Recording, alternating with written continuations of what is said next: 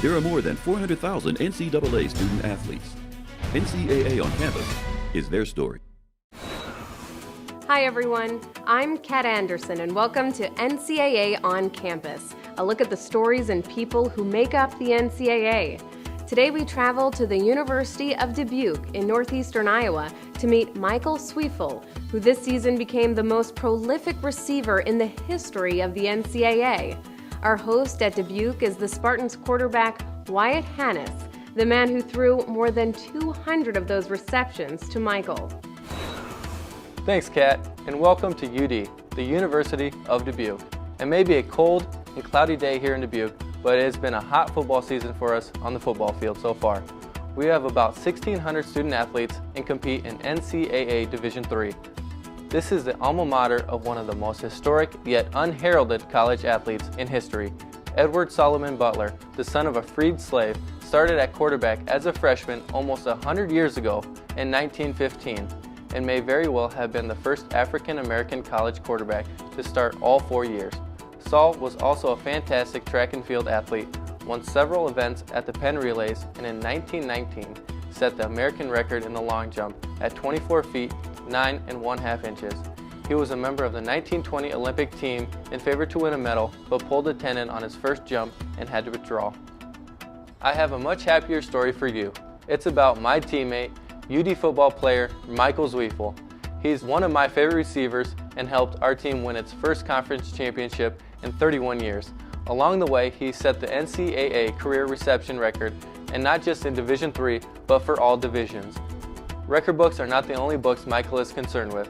He has a 3.9 GPA in the classroom and is just one of 16 football players nationwide to be named a National Football Foundation Scholar Athlete. The National Football Foundation Scholar Athlete Award, when I found out that I was chosen for that, it was really incredible. All that hard work in school especially paid off.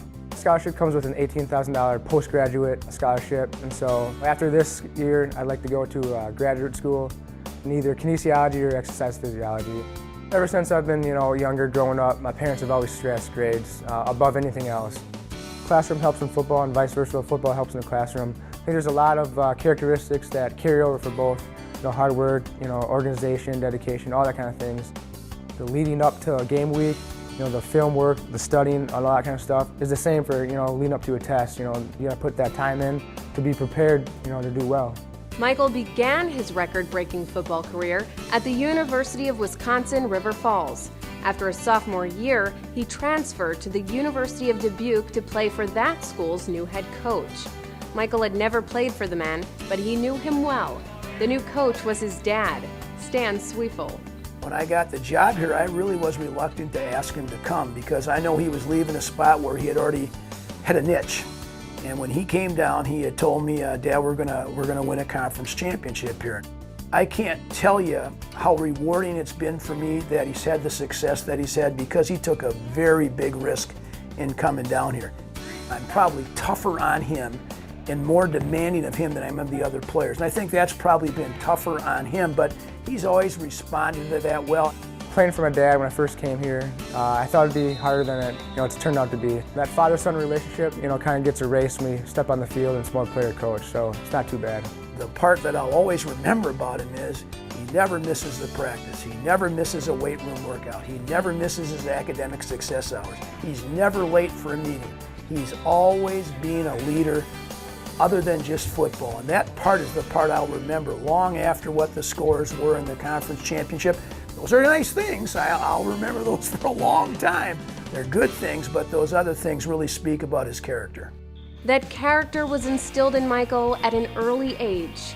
In one high school basketball game, I don't think I was given quite 100% effort, and he was kind of disappointed in that, and I just saw him during the game, and he just couldn't watch anymore, and he walked out, and that's really had a big impact on me. That's one thing I'll never forget, and I remember how disappointed in myself I was, so I just never let that happen again. If you can't do something as hard as you can and to the best of your ability, then get the heck out of it, whether it's sports or a class, whatever it may be. Michael has used his abilities to the fullest. He's not the biggest or the fastest, but he may be the smartest. He's not that fast, but he has football sense. he knows what it takes in order to get open. He works extremely hard in the off-season, one of the hardest workers I know, and I know everyone looks up to that. All the time that he spends in the film room, just at a level all by himself. Nobody I've ever seen can make moves that'll turn a DB around like he can turn one around. He's the most competitive athlete I've ever coached. And although he's very quiet and really doesn't talk much, he would do about anything to win. And he's competitive in Chinese checkers, or he's competitive in college football. And I think that burning desire to be the best has really helped him. I always make it a pride if the ball's thrown my way. I mean, I want to come down with it. I hate drops. I think it's unacceptable for a receiver to drop the ball, and those are things I just pride myself on. You can't accept drops, and a lot of people in practice, well, let's just drop, just practice, doesn't matter. But that will bug me the rest of practice, and I'll try to go out, next rep and almost prove that make a great catch or something like that to forget about that drop. Michael also plays defense for the Spartans as a safety, holds for PATs, and returns punts.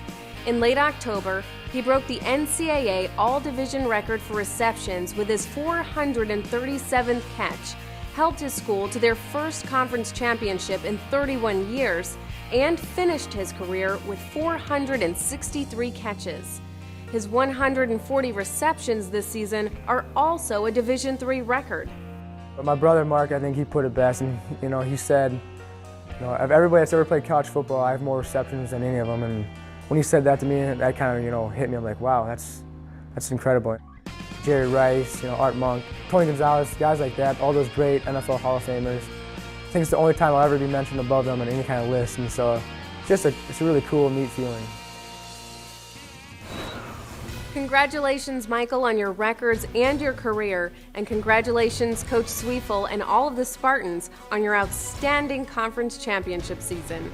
You can watch the NCAA Division III National Championship game, the Stag Bowl, on Friday night, December 16th on ESPNU and ESPN3. Log in often to NCAA.com for more stories about the men and women who make up the NCAA. Until next time, make the most of your time on campus.